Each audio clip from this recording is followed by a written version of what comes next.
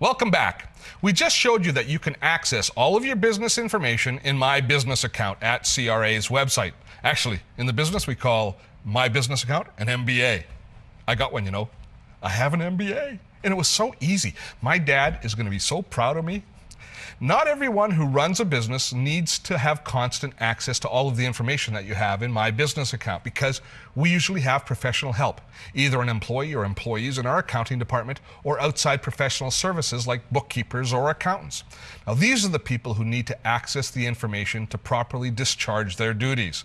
So, business owners are able to authorize their representatives and employees to access their CRA business account information through My Business Account.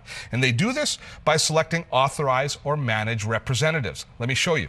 See, this is where you go to view, enable, or cancel an authorization for your representatives. It's all about giving those who need access to information that access. But you, as the business owner, need to maintain control. So you shouldn't give your My Business Account ePass information to someone just because it saves a few steps. That would be like giving out your bank card information to someone. If you're going to do that, you should stop doing it and change your PIN number as well.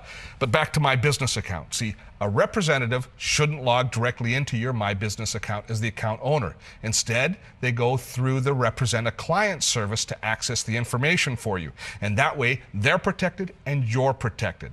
Once again, in order to do this, an ePass is going to be required. But once again, the process is very simple. Registering as a representative with Represent a Client is an easy one-time event.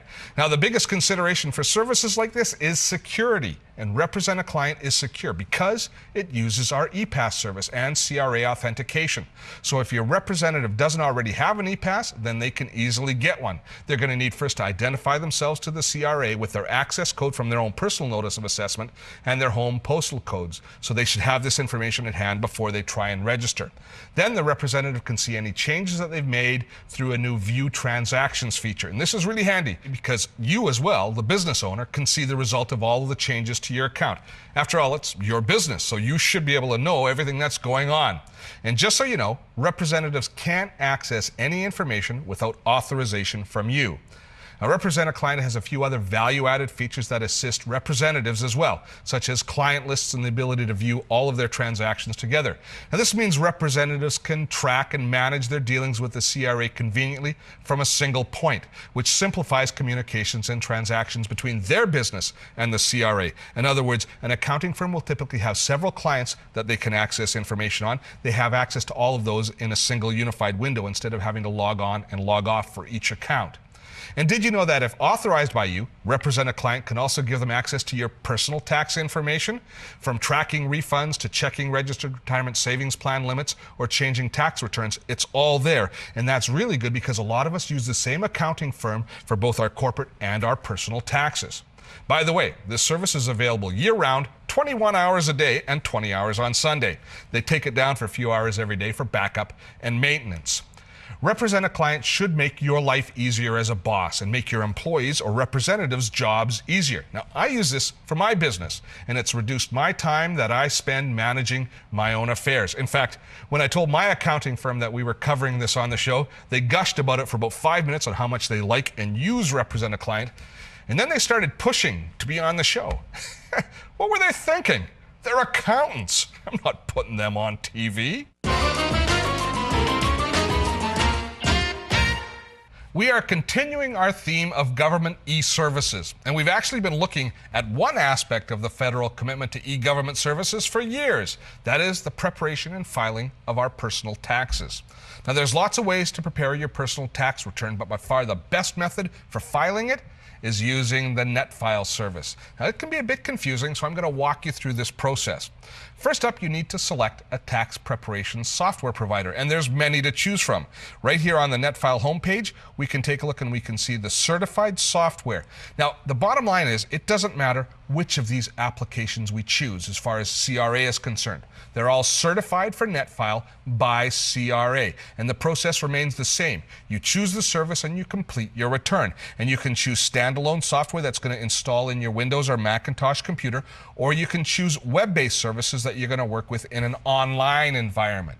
Now, once you've selected the software that you're going to use, there's several steps that need to be taken. Now, if you've purchased a web-based tax preparation solution, you're going to have to complete the purchase of that software. Most of the web-based applications will let you fill in all of your information, but not actually purchase it until you reach the final stage. So once you purchase it, you're going to get a receipt for it, which will be a different receipt than the one that you're about to get from CRA that acknowledges the successful filing of your return. Once it's all done, once you've filled in all the information, you need to locate your actual return. And the tax preparation software is going to create something called a .tax file. The .tax file contains all the data for your return. Now, each different software manufacturer has a slightly different way of saving that file. Most of them are going to save it right onto your desktop, making it easy to find. But the user documentation for the brand of software that you use will make it clear where that file is. Now, once you have it, you can proceed with the filing. But we still have a few steps to go. Before you get started, you're going to need your tax access code to complete the filing process. And we have a little link here in case you need an access code. This is the code that you get in the mail. It's included with your tax package. And if you can't find it or lost it or you need another one, you can get a new code online. You can just go in here and order a new one using the internet, or you can write them, or you can phone them for a new code. But I think that you should use the online option. I think it's far more efficient. Now, there's one other important thing you need to consider, and this is really important. If you've moved houses or changed addresses in the past year, just changing your address in your tax submission software won't change the address that the CRA has on file for you. Now, for more information on how to update this information prior to using NetFile, visit netfile.gc.ca. If we take a look here down the left-hand side, we see all the other services they offer, including things like checking your browser. You have to make sure you have a 128-bit secure socket layer browser in order to make sure that we have a secure transmission with CRA. So it will test your browser, make sure that it's going to give you a secure connection to the CRA before you try and file. It's got other information such as what to do if you're expecting a refund or if you have a balance due, frequently asked questions, etc. So you have all the information you need down the left-hand side here. Now, a lot of people still get confused about what to do with their receipts. Well, just save them. If the government needs them, they'll ask. Another confusion is between e-file and NetFile. E-file services are essentially the same as NetFile services, but they're only available to professionals like tax preparation firms and accountants who file returns on behalf of their clients. E-file is for professionals. NetFile is for amateurs, well, for you and I. Using NetFile is one of those win-win situations. You save time, money, and resources. Your return is processed much faster, and there's far less chance of errors because no information is rekeyed. You key it all in yourself.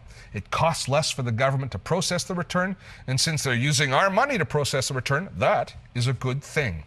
We end up using fewer resources. There's less waste of paper, ink, postage, and all the related environmental impact that goes along with that. Plus, you get your refund faster if you're due one, and fast cash is always welcome.